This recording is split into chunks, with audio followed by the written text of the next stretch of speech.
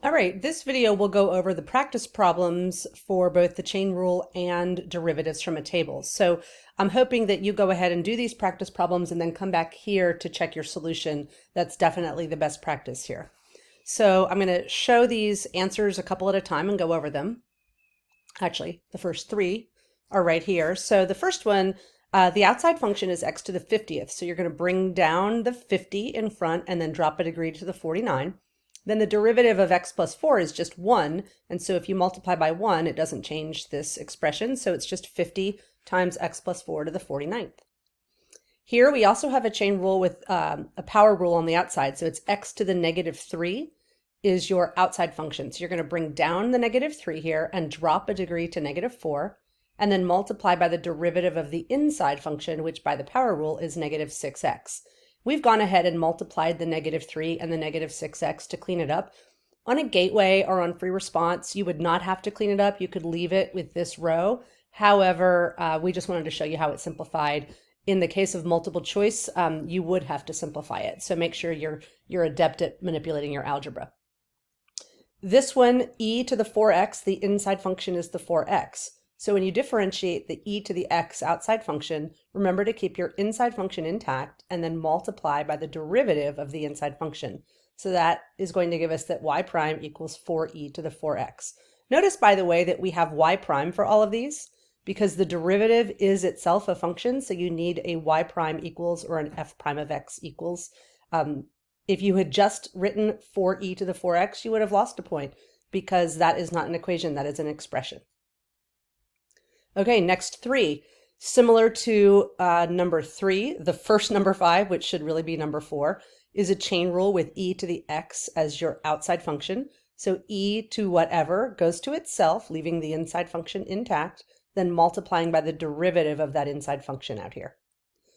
All right, the derivative of an exponential with a base other than e is the derivative of that exponential times the natural log of the base. So we have 3 to the 2x plus 5, we left the 2x plus 5 intact, times the natural log of the base. This here is the derivative of 3 to the x, or 3 to the 2x plus 5, and then we multiply by the derivative of that inside function, which is 2, and this is just putting it in a nicer order. Next one, e, again raised to an inside function. So e differentiates to itself, leaving that inside function intact, and then multiply by 2x, which is the derivative of x squared. All right, next three problems. We have a product rule here with the chain rule built in. So first, we're going to take the derivative of 2x, which is 2, leaving e to the 3x intact, plus leaving 2x intact, multiplied by the derivative of e to the 3x, which is requiring the chain rule. So e to the 3x goes to itself, times 3, which is the derivative of 3x. And then we've gone ahead and factored out a 2e to the 3x out of both terms, which leaves us with 1 plus 3x inside the parentheses. We also need a product rule for number 8. X differentiates just to 1, leaving e to the 3 minus 2x intact, plus x, leaving it by itself, leaving it as is, and then differentiating e to the 3 minus 2x, which goes to itself, times the derivative of that inside function, which is the derivative of 3 minus 2x, which is negative 2. And then we've gone ahead and factored out a e to the 3 minus 2x to be left with 1 minus 2x inside the paren. And I'll say it again for all of these, the only time you have to simplify is when you are trying to match a multiple choice answer. For all of these, what we have written in the first row is fine for a free response problem. Okay, number 9, the square root of 3x plus 1 can be rewritten as 3x plus 1 raised to the 1/2. So bring down the exponent and drop a degree. That is the power rule on your outside function. And then multiply by the derivative of 3x plus 1, which is 3. And then we've rewritten it with a positive exponent.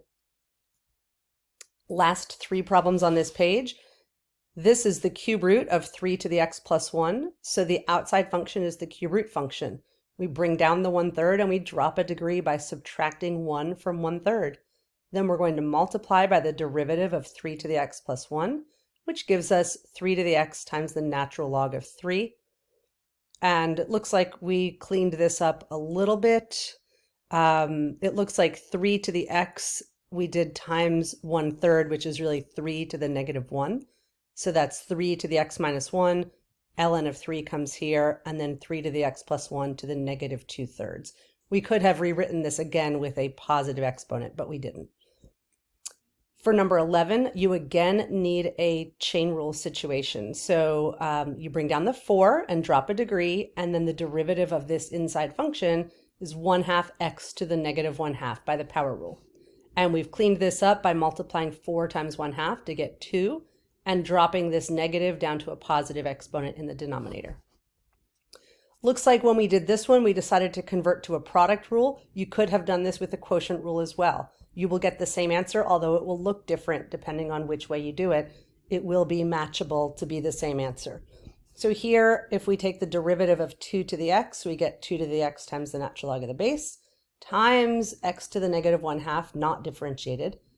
Add that to a non-differentiated 2 to the x times the derivative of x to the negative 1/2, which we got by bringing down the degree and dropping a degree to negative 3/2.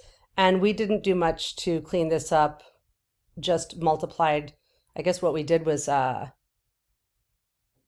the second one, we brought out the negative sign and the negative 1/2 out in front, and that's about it.